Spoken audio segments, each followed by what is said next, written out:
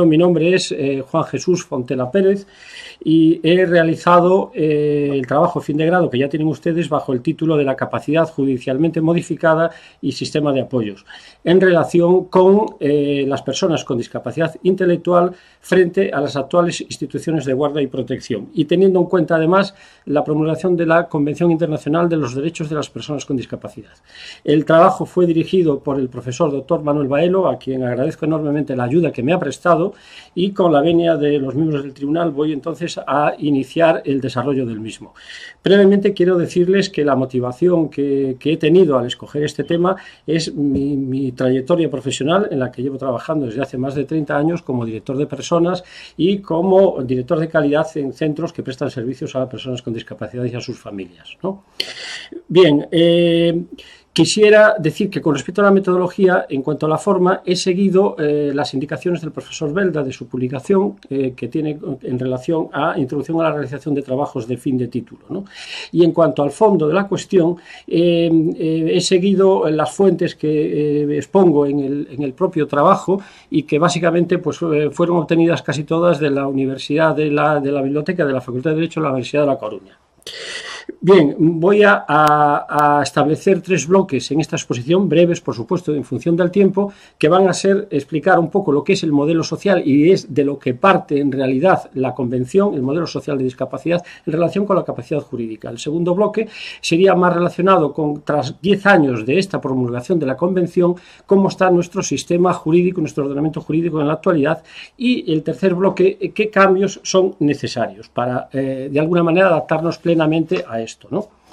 Bien, en relación con la primera cuestión, decir que la discapacidad o las personas con discapacidad han pasado pues, a lo largo de la historia muchos reconocimientos, desde la Edad Media que realmente estaban perseguidos, incluso rechazados, hasta principios del siglo pasado, en donde se tuvo una consideración paternalista y una consideración más de tipo médico que llegó a estigmatizar la persona con discapacidad intelectual, que todavía hoy en día está presente en muchos casos, ¿no? Pero lo cierto es que pasado la mitad del siglo pasado se empezó a desarrollar un nuevo enfoque, se hizo un cambio de paradigma en el concepto de discapacidad que en realidad es el modelo social sobre el que se basa la convención. Este modelo social nos viene a decir que la discapacidad no es algo estático, es dinámico, es decir, no es simplemente las limitaciones de una persona, sino que son cuando una persona que presenta limitaciones interactúa en un contexto o en un entorno social y hay factores personales o ambientales no accesibles que hacen que se produzca esa discapacidad. Por lo tanto, la discapacidad es una consecuencia de la interacción en un entorno. Esto ya lo recoge además la propia convención en el preámbulo y en el artículo 1, el modelo social definido de esta forma, ¿no? Bien, en cuanto a la capacidad jurídica, es un poco para contextualizar y decir que el modelo social es el que recoge la convención, pero la capacidad jurídica que tiene relación con esto. La capacidad jurídica tradicionalmente en España tenía un concepto que la convención no admite y es, por un lado está la capacidad jurídica realmente y por otro lado está el complemento de la capacidad de obrar. La capacidad jurídica que es esa, digamos, actitud innata, ¿no? para ser titular de derechos y el complemento que es realmente para ejercerlo o ser sujeto de los mismos. La convención en su artículo 12, como decía, establece claramente que solamente hay una capacidad jurídica y que todas las personas, incluso las personas con discapacidad intelectual, tienen capacidad jurídica en las mismas condiciones que el resto de las personas, ¿no?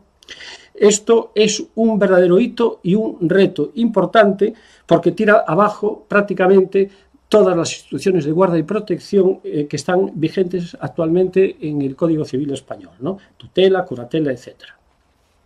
Por lo tanto, en estos 10 años, ¿qué ha hecho España realmente y el ordenamiento jurídico para adaptarnos? Bueno, ya antes de la Convención, España, fruto posiblemente de las instituciones y asociaciones de personas con discapacidad, ya había avanzado mucho, sobre todo en el uso del lenguaje. De hecho, el decreto el 2013, que es la Ley de Derechos de las Personas con Discapacidad y su inclusión, hace una refundición de toda la normativa en discapacidad y armoniza y ya coge los valores de la Convención. Pero previamente, antes, ya se había actualizado prácticamente desde el año 2003 todo el lenguaje, desterrando ya la palabra minusválido y recogiendo persona con discapacidad, excepto en la Constitución española, que todavía sigue vigente, ¿no? Por otro lado, quiero hacer una referencia importante a la Ley 26/2011, que es la adaptación normativa a la Convención, sobre todo porque ha impulsado plazos y ha impulsado normativa y recoge también los modelos, el modelo social al que hacía referencia al principio, ¿no? De todos modos, el gran avance, desde mi punto de vista, ha venido en estos 10 años, después de la Convención, ha venido de la jurisprudencia. La jurisprudencia, las sentencias que se hacían antes de la Convención eran prácticamente sentencias casi todas iguales, que acababan tristemente en una incapacitación total.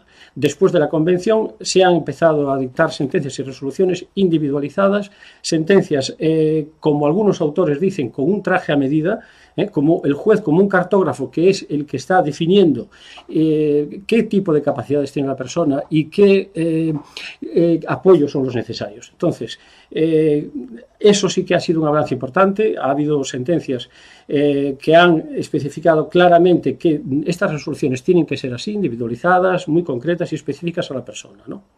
Bien, ¿qué es lo que, a mi juicio, es necesario que se cambie en la normativa en este sentido, ¿no? Primero, desde dos puntos de vista. Un punto de vista sería el cambio en el espíritu de la norma y otro en el derecho positivo. En el espíritu de la norma, es sorprendente, desde mi punto de vista, que en España se pueda ser nacional, extranjero, se pueda ser mayor de edad, menor de edad y capaz o incapaz.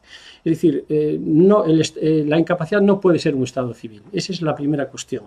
La incapacidad es igual para todos y, por tanto, no puede ser un estado civil de la persona, ¿no?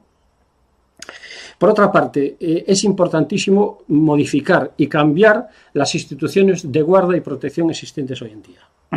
La tutela no tiene cabida. Son sistemas, además, sustitutivos de la voluntad de la persona, porque el modelo social y la Convención nos dice que los modelos tuitivos tienen que ser apoyos para que la propia persona ejerza la capacidad jurídica ella misma, con los apoyos que le presten otras personas, pero que sea la propia persona la que ejerza su propia capacidad jurídica. Por lo tanto, un modelo sustitutivo de la voluntad no tiene cabida en la Convención. Por otra parte, y esto es más complejo, estaría el tema del esquema procesal, ¿no? El esquema procesal actual es un esquema que se basa en un mero examen que el juez hace de la persona presuntamente incapaz y escucha a los parientes más próximos. ¿Qué ocurre? Que eso no es posible. Algunos autores dicen que el esquema procesal tiene que ser una mesa redonda en la que se siente el juez, trabajadores sociales, psicólogos, psiquiatras, y que todos ellos lleguen al convencimiento del juez de qué tipo de discapacidad, capacidad y apoyos tiene, ¿no? Recientemente se va a presentar al Consejo de Ministros una reforma del Código Civil que en este mismo sentido, ¿no? Que se está prácticamente acabando de redactar y se va a presentar en muy breve tiempo, ¿no?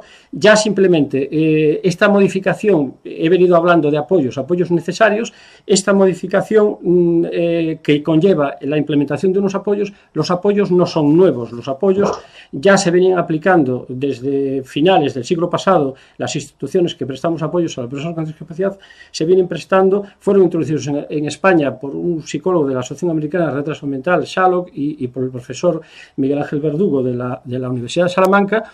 Algunos ejemplos de ellos es ya los asistentes personales que están contemplados en la Ley 39/2006, y en otros países como Suecia, los mediadores personales, que son redes de apoyo en el entorno más próximo de la persona para desarrollar y seguir un proyecto de vida, ¿no? Bien, dicho esto, yo concluyo que básicamente hay tres cuestiones muy importantes que deben de hacerse. Primero, que la Convención nos exige respetar la voluntad y las decisiones de las personas con discapacidad. Sería mi primera conclusión. Es necesario respetar estas decisiones. Segunda, no se puede pensar ya en una incapacitación total. Hay que pensar en una curatela especial de algún tipo, pero la incapacitación total no tiene cabida desde el punto de vista de la Convención. Y, por otro lado, la tercera conclusión a la que quiero exponerles es que las resoluciones judiciales, las sentencias, las resoluciones judiciales, tienen que ser concretas y especializadas, como decía, como un traje a medida, ¿no? Ya para finalizar, quisiera hacer una reflexión, bueno, más una reflexión, quisiera citar una frase corta de Antonio Pau Pedrón, que es el presidente precisamente de la sección primera de Derecho, del área de Derecho Civil de la Comisión General de Codificación, que es la que está llevando a cabo esta reforma del Código Civil, y en una reciente conferencia que pronunció en la Academia Gallega de Jurisprudencia y Legislación, a la que tuve el gusto de asistir, dijo una frase que quiero citarles y con ella termino mi exposición. El gran cambio que se proyecta consiste en que en lugar de orillar, de marginar a las personas que tienen algún tipo de limitación y poner en su lugar a un tutor que les representa y hace todo por él, de lo que se trata es de lo contrario, de buscar en qué medida esa persona tiene una cierta autonomía para poder decidir y entonces adaptar la asistencia a sus posibilidades. Alguna actitud tendrá, enfatizaba, terminaba así, ¿no? Y bien, y de esta manera, pues, tras estas conclusiones me pongo a disposición de los miembros del tribunal para cuantas preguntas quieran formularme. Muchas gracias por su atención.